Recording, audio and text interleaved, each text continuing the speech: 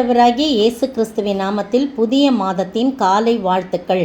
கடந்த மாதம் முழுவதும் நம்மோடு கூட நடை போட்டு வந்த தேவன், அவர் தமது சத்தத்தினாலே நம்மை மகிழ பண்ணி நம்மை விடுவித்த தேவன் இந்த மாதத்திலும் கூட நம்மோடு கூட இருந்து தம்முடைய வார்த்தையினாலே வல்லமையினாலே நம்மை வழிநடத்த ஆண்டவர் கிருபை செய்வார். இந்த மாதம் எப்படி இருக்குமோ என்று நினைக்காமல் ஆண்டவருடைய நாமத்திலே நாம் அடியெடுத்து வைப்போம். கர்த்தர் தான் இந்த மாதம் முழுவதும் தம்முடைய சட்டுகளிலே மறைவிலை வைத்து நம்மை பாதுகாப்பார். அவர் சுற்றிலுமிருந்து பாதுகாப்பார். இந்த மாதம் முழுவதும் அவர் சுற்றிலிருந்து நம்மை பாதுகாக்கிற தேவனாயிருக்கிறார். நம்மை சுற்றி சத்துருக்கள் வந்தாலும் அவர் நம்மை சுற்றி பாதுகாப்பாக இருப்பார் என்று சொல்லி இந்த மாதம் முழுவதும் சுற்றிலும் இருந்து பாதுகாக்கிற தேவனை குறித்து நாம் தியானிக்கலாம். இன்றைய மன்னா, பர்வதங்கள் எருசலேமை சுற்றியிருக்குமா போல் கர்த்தர் இது முதல் என்றென்றைக்கும் தம்முடைய ஜனத்தை சுற்றிலும் இருக்கிறார். சங்கீதம் 125 வசனம் 2. இந்த நாளின் தலைப்பு கூட கர்த்தரை நம்பி இருக்கிறவர்களுக்கு பாதுகாப்பு. முதல் வசனம் சொல்லுது, கர்த்தரை நம்புகிறவர்கள் என்றென்றைக்கும் அசையாமல் நிலைத்திருக்கும் சீயோன் பர்வதத்தை போல் இருப்பார்கள் அப்படின்னு போட்டிருக்கு. அப்போது கர்த்தர் எருசலேமில் இருப்பதாகவும் மக்கள் அவரை தேடி அங்கு வருவதாகவும் சங்கீதம் 122 சொல்லப்பட்டிருக்கு. பாருங்க, கர்த்தருடைய ஆலயத்துக்கு போவோம் வாருங்கள் என்று சொன்னபோது நாங்கள் மகிழ்ச்சியாக இருந்தோம் அப்படின்னு சொல்லி அந்த வசனத்தை வாஸ்து பாருங்கள், அந்த சங்கீதத்தை அப்படியா சொல்லப்பட்டிருக்குது. ஆனால் இது கொஞ்சம் வித்தியாசமாக என்ன சொல்லப்பட்டிருக்குன்னா, கர்த்தரை நம்புகிறவர்கள் சீயோன் பர்வதத்திற்கும் கர்த்தரை சூழ இருக்கும் மலைகளுக்கும் ஒப்பிடப்பட்டுள்ளதை நம்ம கவனித்து பார்க்கணும். அப்போ இதுலேருந்து 2 வாக்குறுதிகள் நமக்கு கொடுக்கப்படுது. ஒரே ஒரு நிபந்தனை மட்டும்தான் இருக்குது, கர்த்தரை நம்ம நம்பணும், அவ்வளோதான். கர்த்தரை நம்பும்போது கர்த்தர் நம்மை சூழ இருக்கிறார் என்ற சத்தியத்தை 2ஆம் வசனம் சொல்லுது. எப்படி சூழ இருக்கிறாரோ, பர்வதங்கள் எருசலேமை சுற்றி இருக்குமா போல கர்த்தர் இது முதற்கொண்டு தம்முடைய ஜனத்தை, எந்த ஜனத்தை? கர்த்தரை நம்புகிற தம்முடைய ஜனத்தை. இதை விட வேற பாதுகாப்பு நமக்கு தேவை கிடையாது.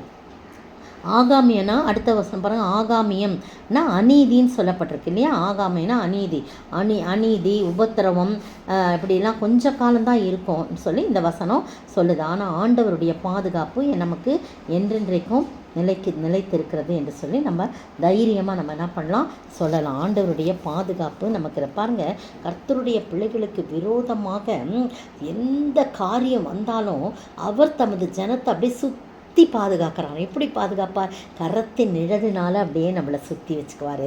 அப்புறம் கரத்தின் நிழலினால் அவர் பாதுகாப்பார். அது மட்டும் இல்லை, அவர் பிரசன்னத்தினால, அவருடைய இரத்தத்தினால, அவருடைய நிறைய காரியம், அவருடைய பாதுகாப்பு இருக்குது. அப்போது நம்ம தனியாக இல்லைன்ற ஒரு உணர்வு மட்டும் நமக்கு இருக்கணும்.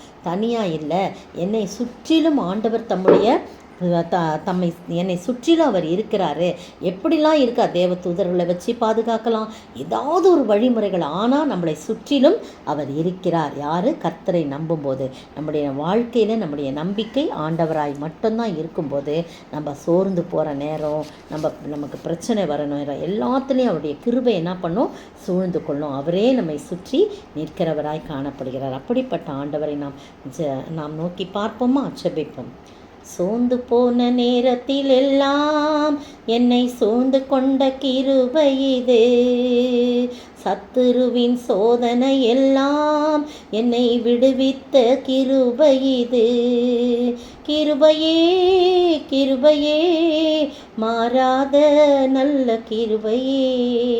ஸ்தோத்திரிக்கிற ஆண்டவரே, துதிக்கிற ராஜா, வாழ்த்துகிற வணங்கிறப்பா.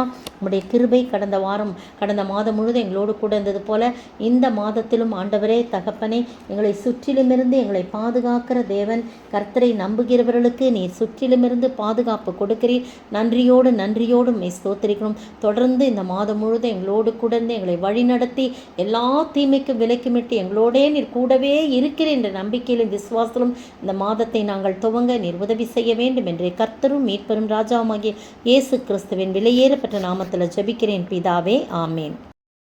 நேற்றைய பதில், அந்த குதிரைகளின் வல்லமை அவைகளுடைய வாயிலேயும் வாள்களிலேயும் இருக்கிறது. வெளிப்படுத்தின விசேஷம் 9ஆம் அதிகாரம் 19ஆம் வசனம். இன்றைக்கு 5 கேள்விகள் கேட்கப்படும். பழைய கேள்வி 4, இன்றைய தினத்துக்குரிய கேள்வி 5வது கேள்வி. முதல் கேள்வி, எது எதை எப்படி தள்ளும்? எது எதை எப்படி தள்ளும்? 2, நீ எப்படி எப்படி அல்ல, நீ இப்படியாவது எப்படியாவது இருந்தால் நலமாயிருக்கும். 3. எதற்கு முன்பாக எதற்கு ஒப்பானது எது இருந்தது? 4. எது எதைப்போல எரிந்து எங்கிருந்து விழுந்தது? 5. யோவான் எதை புசித்தான், அது அவனுக்கு எப்படி இருந்தது? யோவான் எதை புசித்தான், அது அவனுக்கு எப்படி இருந்தது?